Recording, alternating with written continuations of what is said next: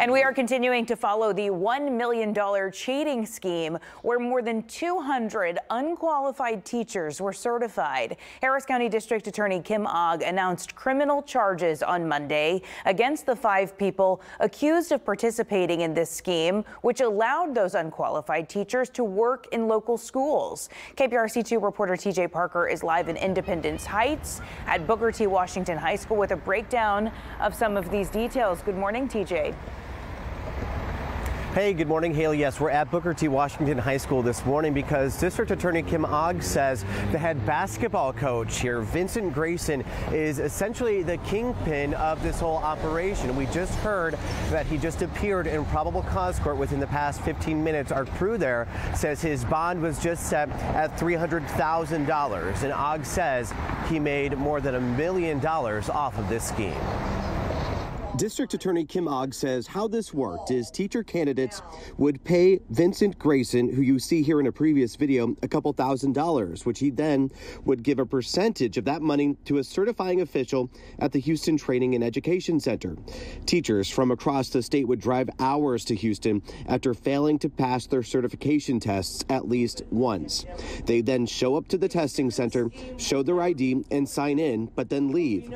That's when prosecutors say Booker T. Washington High School assistant principal Nicholas Newton would sit in their seat and take the test for them, and the results would show they'd passed with flying colors. Investigators estimate he took more than 400 certification tests, fraudulently impersonating at least 200 teachers and collecting a cut of the money. The damage is not just to the education system, which is under great duress right now, but it's actually to the families of the children who go to those schools, who trust our government to educate their kids and to keep them safe for, 8 hours a day. And it just destroys that kind of faith that our community has in public schools. All right, so again, new here at 7 within just the past few minutes. Vincent Grayson, the head basketball coach here at Booker T. Washington High School, who Kim Ogg is calling the kingpin of this operation, was in probable cause court. His bond was set at $300,000. Now, the charges all 5 of these people are facing has a potential prison time of anywhere from 2 years to life in prison. As for the teachers who benefited from this, the Texas Education Agency tells us it will, quote, pursue appropriate action against any educator involved in this scheme. Haley, we'll send it back to you. Wow, TJ, parents are going to be outraged when they hear about this one. Thank you so much. And still to come at 7:30, Kathy Hernandez will share more details about the suspects in this case. But first, I'm going to be speaking with the president of the Houston Federation of Teachers, Jackie Anderson. Do we have Jackie? Yes, good morning. Good to see you this morning. How are you? Good, thank you. So how do you feel when you are hearing about these arrests and these cheating allegations involving these teachers? Well, it's deeply disturbing.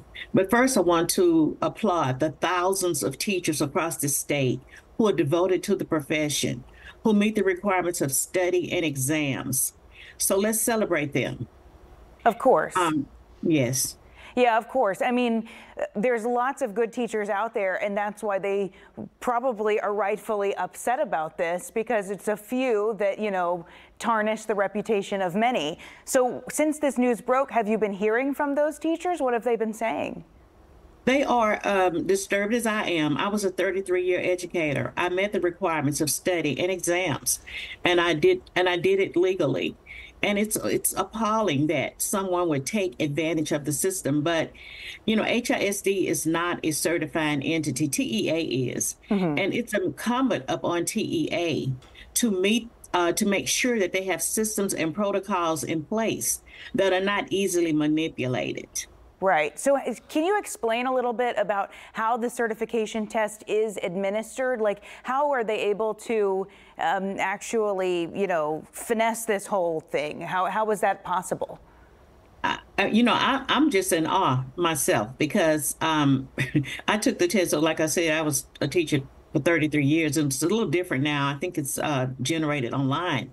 But I just don't understand how the TEA has not made sure that the people who are administering the test or proctoring the test for examinees are not making sure by ID and things periodically through the test. You know, TEA has a lot of systems in place for our teachers in public schools to make sure that the tests are administered with fidelity.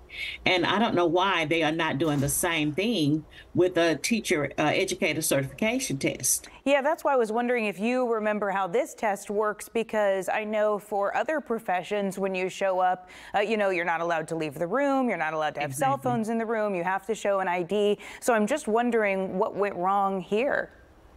That's what I want to figure out as well, because, and I guess it will play out eventually, because usually, like you said, you know, you enter the testing location, there are stipulations about what you can and cannot do, and how someone was able to check in and then leave and someone else come in. It's beyond me. Yeah, it's a little confusing right now, so hopefully we get more information on that. But do you think that this situation is going to lead to a broader review of teacher certifications? Is this going to make other things more challenging for teachers, basically?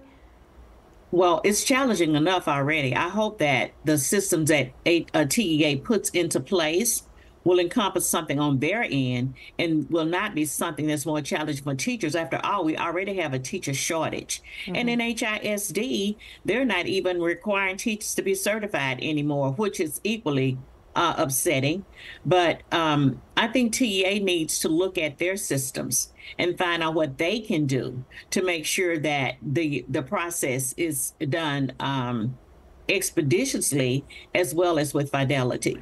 Do you feel that the TEA has been open about the details of this scandal so far? Like, have they told the Federation of Teachers many details? No, ma'am, they have not. I have not spoken to anyone from the TEA. Okay. What would the Federation of Teachers like to see from the TEA as far as transparency or details about this case in order to rebuild trust? Well, actually, we would like to see transparency all the way around from the TEA and from our school district. When we sit down at the table or attempt to sit down at the table, we want to know that our voices are heard. Maybe we could lend some information about what is happening and what we need to see. But so far, we have not been given that opportunity. I don't ever know of any time that we have been at the table when those types of decisions are being made. Well, Jackie Anderson, thank you for your transparency this morning. And as details emerge from this case, would like to talk to you some more. All right. Thank you so much. All right. Thank you. Have a good rest of your day.